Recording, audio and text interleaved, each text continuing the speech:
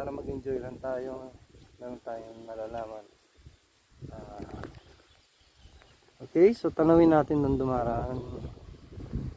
Yan.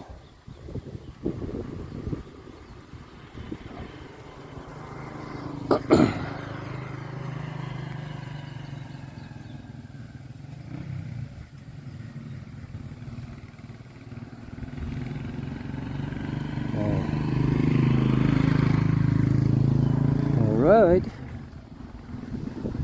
So yun sila.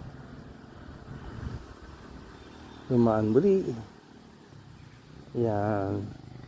So medyo marami nang dumaraan dito. Okay. Marami nang daanan to eh.